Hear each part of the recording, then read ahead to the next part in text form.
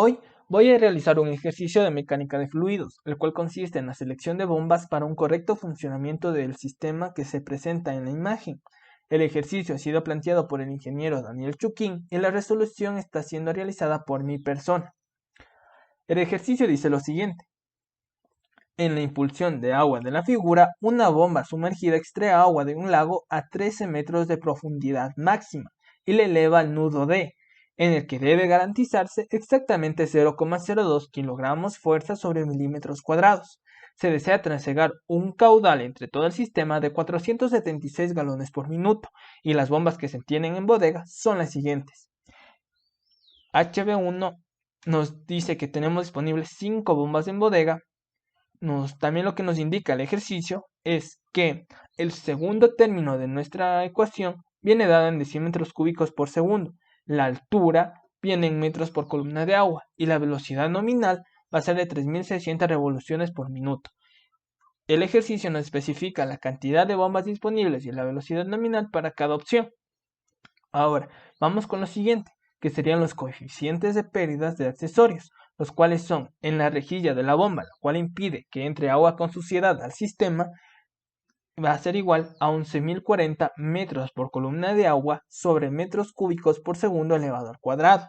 Ahora vamos a tener nuestra conexión de la ventosa, que sería esta de aquí, la cual tiene un coeficiente de accesorio de 6.45.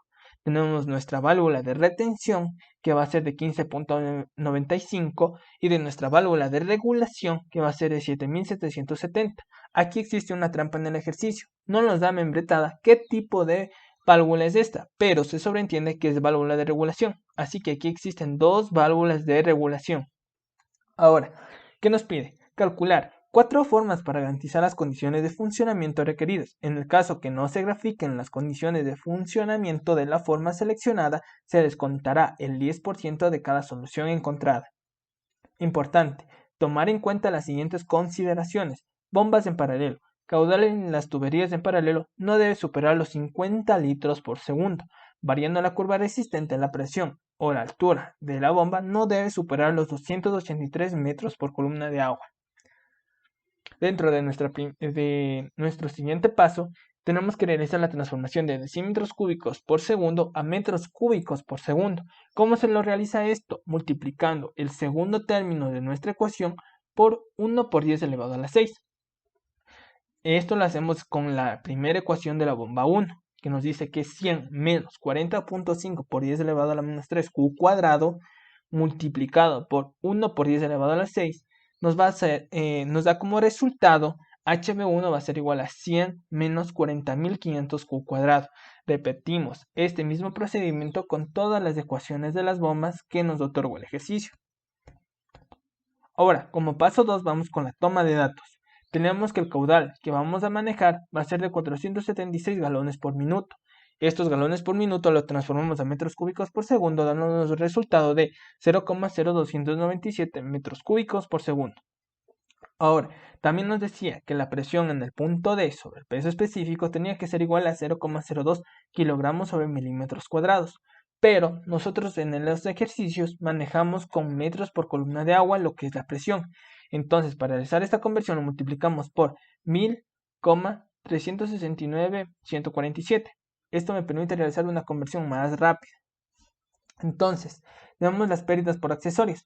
Tenemos 3 tipos de accesorios. Los primeros, cuando nos dan las unidades directamente en metros por columna de agua sobre metros cúbicos por segundo. A esto solamente lo que le hace falta es multiplicarle por Q cuadrado, pero no es lo mismo con los que son adimensionales, donde tenemos que agregar un paso extra, que sería la aplicación de esta fórmula. Entonces, ¿dónde se nos presentó esto? Se nos presentó en la ventosa y en la válvula de retención. Entonces, vamos con lo siguiente, que nos dice que la válvula de el pérdida por accesorio de la válvula de rejilla es de 11.040. Como nos dan las unidades que necesitamos, lo único que nos faltó fue multiplicarlo por Q cuadrado. Ahora vamos con la válvula de la ventosa, que como era dimensional, aplicamos la fórmula que nos dice que la pérdida por accesorio por ventosa es igual a 8 por el coeficiente de pérdida del accesorio multiplicado por el caudal elevado al cuadrado dividido para pi multiplicado por 9.81 metros por segundos elevados al cuadrado, multiplicado por 0.25 metros elevados a la cuarta. Nos da un valor de 136.43 Q cuadrado, metros por columna de agua sobre metros cúbicos por segundo elevado al cuadrado. Realizamos este mismo procedimiento con la válvula de retención, en el cual solamente cambiamos el coeficiente de pérdida y nos da un valor de 337.38 Q cuadrado metros por columna de agua sobre metros cúbicos por segundo elevado al cuadrado. Ahora, vamos con la válvula de regulación. Como mencioné, aquí existe una trampa. Existen dos válvulas de regulación. Entonces multiplicamos 2 por 7770 metros por columna de agua sobre metros cúbicos por segundo elevado al cuadrado. Nos da un valor de 15.540 metros por columna de agua sobre metros cúbicos por segundo elevado al cuadrado. Ahora, como dato adicional que estaba dentro del ejercicio, pero decidí ponerlo en esta parte, era que la tubería utilizada en el sistema era de plástico, el cual tiene una rugosidad de 3 por 10 elevado a la menos 7 metros. La temperatura del fluido era el agua, que tenía 25 grados centígrados, tiene una densidad de 997 kilogramos sobre metros cúbicos y una viscosidad de 8.91 por 10 elevado a la menos 4 pascales por segundo. Estos datos me permiten realizar lo que es el paso número 3, que sería el cálculo del número de Reynolds, el factor de fricción por swim y la resistencia de la tubería. El número de Reynolds, como nos da el valor del caudal, nos da el valor de la densidad y nos da el valor de la viscosidad, lo más apto, lo más fácil sería aplicar lo que es el número de Reynolds, que viene determinado por 4, que multiplica el caudal por la densidad, dividido para pi cuadrado por la viscosidad por el diámetro de la tubería. Reemplazamos estos valores y nos da un valor de 165.266.77. Como es mayor a 4.000, es un flujo turbulento. Esto me determina qué tipo de factor de fricción voy a utilizar, y es el factor de fricción para un flujo turbulento. Nos dice que el factor de fricción va a ser igual a 0.25 dividido por el logaritmo de la rugosidad dividido para 3.7 por el diámetro de la tubería más 5.74 dividido por el número de Reynolds elevado a la 0.9 y todo esto elevado al cuadrado. Reemplazamos nuestros valores y nos da que el factor de fricción es de 0.016. Ahora vamos con la resistencia de la tubería. La resistencia de la tubería se calcula mediante la siguiente fórmula, que me dice que la resistencia es igual a 8 que multiplica por el factor de fricción por la longitud de la tubería dividido para pi cuadrado por la gravedad por el diámetro de la tubería a la quinta.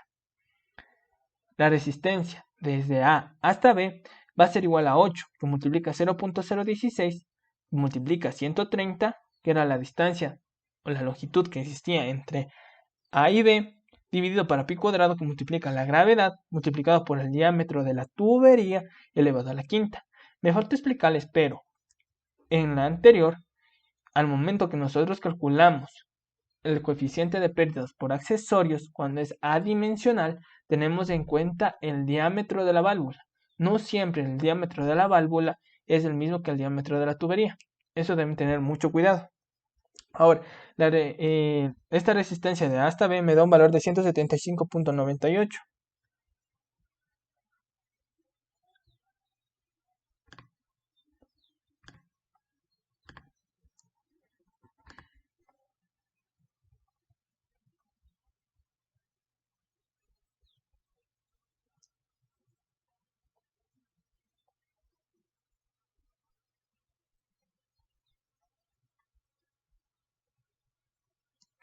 Realizamos el mismo procedimiento con la resistencia que va desde B hasta D, donde tenemos que 8 que multiplica el coeficiente de fricción, que va a ser de 0.016 multiplicado por la longitud, que era de 5.000, dividido para pi cuadrado, que multiplica la gravedad por el diámetro de la tubería elevado a la quinta.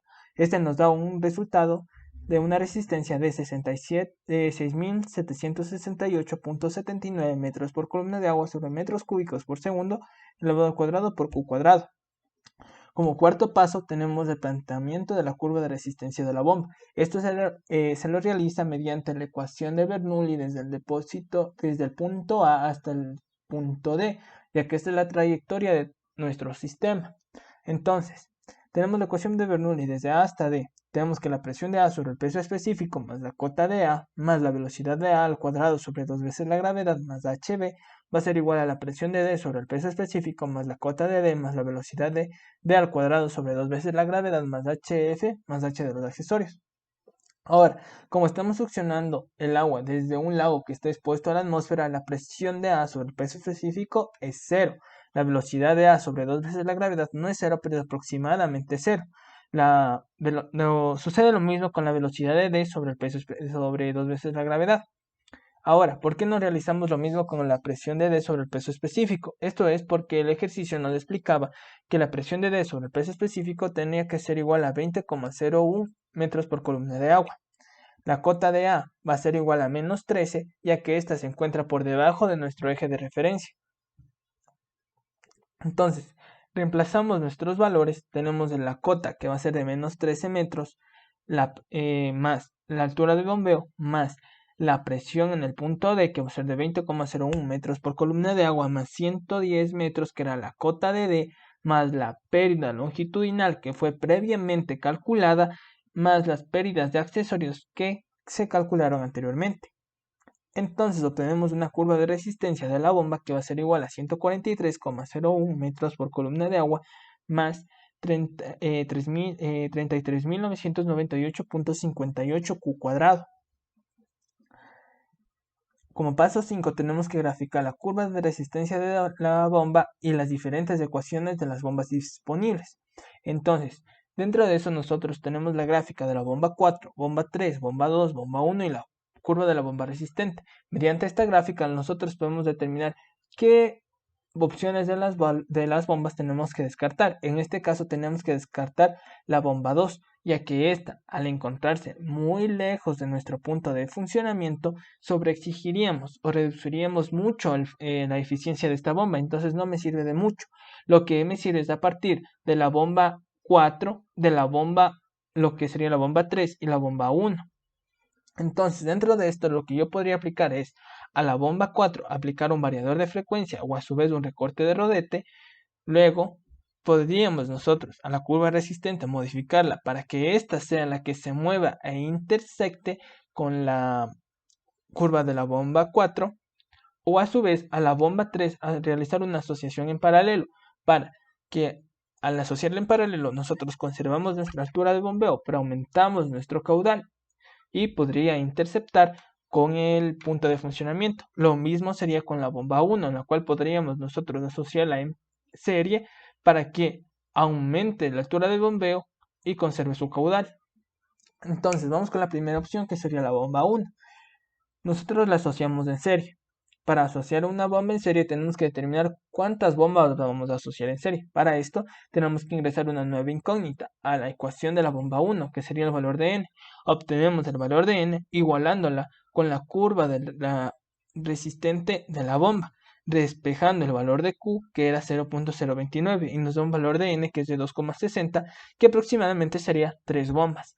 Realizamos este despeje del valor de 3 y nos dice que el nuevo valor de la curva B1 asociada en serie va a ser igual a 300 menos 121.500 Q cuadrado. Al momento que nosotros graficamos, vemos que este excede el punto de funcionamiento al nosotros realizar lo que es la asociación en serie. Entonces a eso podemos aplicarle lo que es un variador de frecuencia para que ésta se ajuste a nuestro punto de funcionamiento.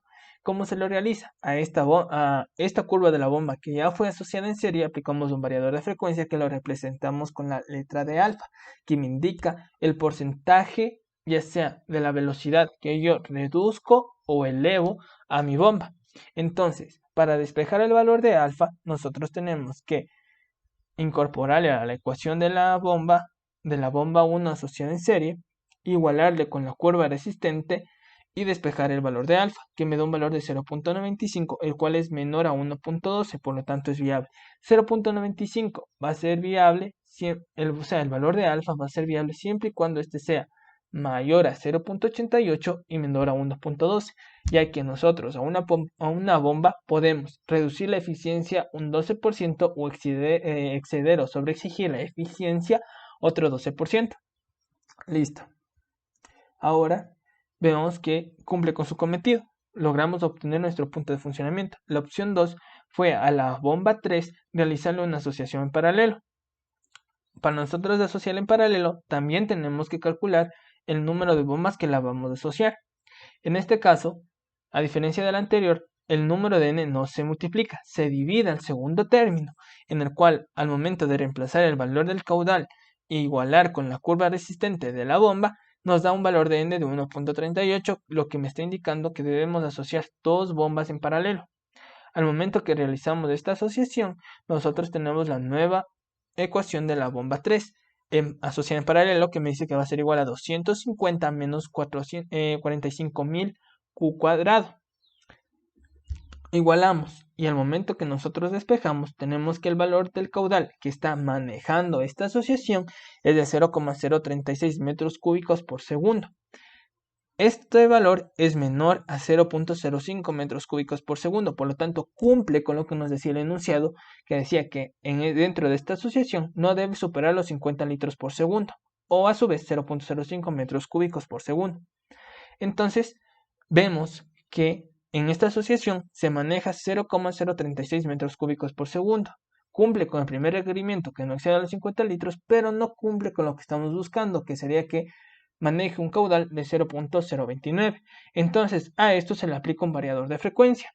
De nuevo, incorporamos la incógnita de alfa elevado al cuadrado dentro de la ecuación y la igualamos con la curva resistente de la bomba. Nos da un valor de alfa de 0,92, la cual es menor a 1.12, mayor a 0.88, por lo tanto es viable. Y la nueva ecuación de la bomba 3, aplicando una asociación en paralelo y un variador de frecuencia, me sale igual a 211.6 menos 45.000 Q cuadrado. Ahora vamos con nuestra tercera opción. Antes de eso, presentamos la gráfica que era de nuestra bomba. Aquí nosotros tenemos la asociación en paralelo, la cual nos permitió aumentar el caudal, pero esta a su vez excedió el punto de funcionamiento, pero al nosotros introducir lo que es un variador de frecuencia, logramos que ésta se acople a nuestro punto. Ahora vamos con la opción 3, que es un recorte de rodete. Algo que es importante de aclarar, entre recortar un rodete y aplicar un variador de frecuencia, lo más recomendable es aplicar un variador de frecuencia, así la eficiencia de este sea menor, ya que aplicar un recorte de rodete es mucho más caro. Dentro de la teoría, como en ejercicios, es viable, pero dentro de la práctica no es tan recomendable realizar un recorte de rodete. Entonces, una vez explicado esto, vamos con la opción 3, que nos dice un recorte de rodete en la válvula 4, en la bomba 4. Tenemos que en la ecuación de la bomba 4 va a ser igual a 290 menos 49.500 Q cuadrado. Al momento de nosotros aplicar un recorte de rodete, incorporamos una nueva incógnita, que sería la letra de alfa. Alfa me indica el porcentaje de reducción del rodete de mi bomba, el cual siempre tiene que ser mayor a 0.88. Al momento que nosotros incorporamos, igualamos y despejamos el valor de alfa, tenemos que este va a ser un valor de 0.882. 0.882 es mayor por muy poco a 0.88. Por lo tanto es viable, pero no es tan recomendable. Pero esta es una opción dentro de este ejercicio. Es una opción que se podría considerar. Entonces, realizamos la gráfica de nuestro ejercicio. Tenemos nuestra curva resistente, la curva de la bomba 4 y aplicamos el recorte de rodete, donde reducimos la altura de bombeo al reducir el diámetro de nuestro rodete, obteniendo nuestro punto de funcionamiento. Ahora, como cuarta opción, tenemos variar la curva resistente para que se intercepte con la curva de la bomba 4. ¿Cómo se lo realiza esto? Nosotros tenemos que aumentar el coeficiente de pérdidas a nuestra curva de resistencia. En este caso, la ecuación de la curva de la bomba 4 va a permanecer constante. Eso sí, vamos a utilizar la curva original de la bomba 4. Entonces, modificamos la curva resistente agregándole un coeficiente de pérdida. Entonces, nosotros tenemos lo siguiente. Tenemos 143,01 metros por columna de agua más 33.998,58 que multiplica 0.029 elevado al cuadrado más el coeficiente de pérdidas que vamos a buscar, que va a multiplicar al mismo caudal elevado al cuadrado. Y esto va a estar igualado a 290 menos 49.500 que multiplica 0.029 elevado al cuadrado. Este me da un valor de K de 91.281,443. Una vez obtenido este valor, nosotros lo agregamos a nuestra curva resistente, agregamos este nuevo valor y la nueva curva resistente que nos da va a ser igual a 143,01 0,01 más 125.280.02 Q cuadrado.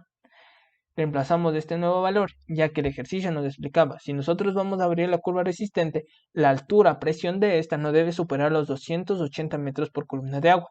Reemplazamos el valor de nuestro caudal, que era de 0.029 elevado al cuadrado dentro de la ecuación para verificar esto, y nos sale un valor de 248.37 metros por columna de agua, el cual es menor, por lo tanto es viable. Listo.